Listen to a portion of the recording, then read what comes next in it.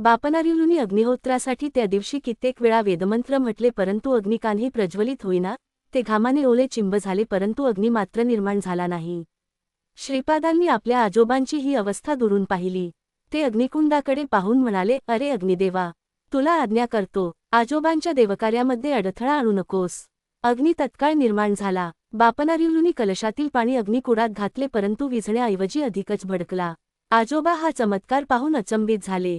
श्रीपाद प्रभू म्हणाले, आजोबा, माझ्या अवताराला तुम्ही वेंकटप्पया श्रेष्ठी नरसिंह वर्मा कारण आहात. म्हणून तुम्ही माझ्या वडिलांनी वेंकटप्पयाकडून नरसिंहवर्माकडून धनसहाय्य किंवा धनेत्तर सहाय्य स्वीकारल्यास ते दानामध्ये येत नाही. त्याप्रमाणे ते सहाय्य न घेतल्यास दैवद्रोह सुद्धा होऊ शकतो. त्या सहाय्याला परमेश्वराची कृपा समजावी. मला जन्म देणारी मातृमूर्ती सुमती महाराणी मल्लदीचीच नव्हे तर वेंकटप्पया श्रेष्ठी वत्सवाह्य कुटुंबाची माहेरवासीण आहे असे समजावे. हा माझा दंडकच आहे. श्रीपाद या सर्व गोष्टी सांगताना सुमती महाराणी आणि अप्पळराज शर्मा तेथेच होते.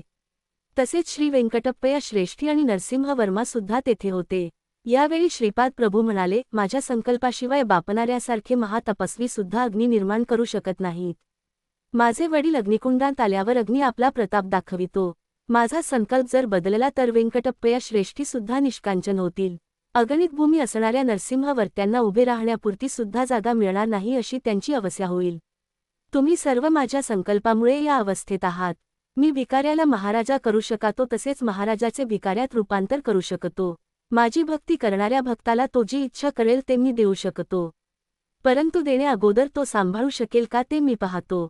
त्याच्या शक्ती सामर्थ्याने लोकांच्या उपकारासाठीच तो ते वापरतो का नाही याबद्दल मी त्याची परीक्षा करतो. मला गरज भासेल तेव्हा पृथ्वीचे आकाशात आणि आकाशचे पृथ्वीत रूपांतर करू शकतो.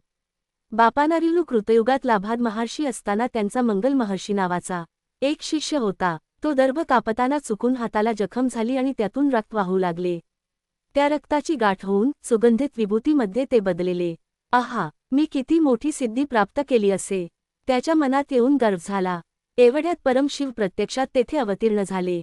त्यांनी स्वतःचा हात हलविला. हिमगिरीवरून बर्फ पडावा तशी विभूती शिवाच्या हातातून पडत होती. परमशिव म्हणाले, त्रेतायुगात भारद्वाज ऋषी पिठिकापुरम सवितृकाटकायन यज्ञ करणार आहेत. त्या महासेनामध्ये जमा झालेल्या विभूतीपैकी केवळ लवमात्र तुला दाखविले. एवढ्याने मंगलमहर्षीचा गर्व पार गळून पडला. श्रोतेगण अवाक होऊन श्रीपाद प्रभू जे सांगत होते ते ऐकत राहिले. श्रीपाद म्हणाले, या पिठिकापुरमच्या परिसरात पाऊल ठेवणेच अनंत जन्माचे पुण्यफल आहे. माझ्या या अवतार समयी तुम्ही माझ्या बरोबर असणे न सांगता येण्यासारखे विशेष आहे. माझी शक्ती अनुभवाला प्रत्ययाला यावी म्हणजे प्रथम तुम्ही उत्तम साधक बनावयास हवे. तेव्हाच माझी शक्ती, करुणा, वात्सल्य, रक्षण, पापविमोचन तुम्हास अनुभवास येईल. माझी जन्मभूमी असलेल्या या बापणाऱ्याच्या घरात माझ्या पादुकांची प्रतिष्ठापना होईल. नो पिठिकापुरम मध्ये पहाटेच्या समयी आई सुमतीच्या मांडीवर दूध पिईन. दुपारच्या वेळी आई मला दूध भाताचे मधुर असे घास खाऊ घालील. रात्रीच्या वेळी सुमती माता मांडीवर घेऊन गव्हाच्या रव्याचा शिरा खाऊ घालेल. मी पिठिकापुरम मध्ये असताना गंधर्वपुरात नृसिंह सरस्वतीच्या रूपात असेन. दुपारच्या वेळी नक्कीच गंधर्वपुरात भिक्षा घेईन. अंतदृष्टी असणाऱ्या भक्तांना हे स्पष्ट दिसून येईल. माझ्या जन्मभूमीत माझ्या श्रीपादुकांची स्थापना होणार आहे. महापुरुष, महायोगी, सर्व देशांतील लोक मुंग्यासारखे हजारोच्या संख्येने माझ्या दर्शनास दरबारात येतील. ते दत्त दिगंबरा, श्रीपाद वल्लभ दिगंबरा, नृसिंह सरस्वती दत्त दिगंबरा असा तन्मयतेने जयघोष करीत नृत्य करतील. मी काल पुरुषाला अनुमती देताच तत्क्षणी न होणारी कार्ये क्षणात घडतील. माझ्या नावाने एक महासंस्थान निर्माण होईल. माझा प्रभाव जसा जसा वाढत जाईल तसे तसे पिठिकापुरमचे महात्म्य वाढून सारे गाव लोकांनी व्यापून राहील. विक्रीसाठी थोडी सुद्धा जागा शिल्लक राहणार नाही. मला ज्यांनी येथे यावे असे वाटेल त्यांना मी बळजबरीने आणीन.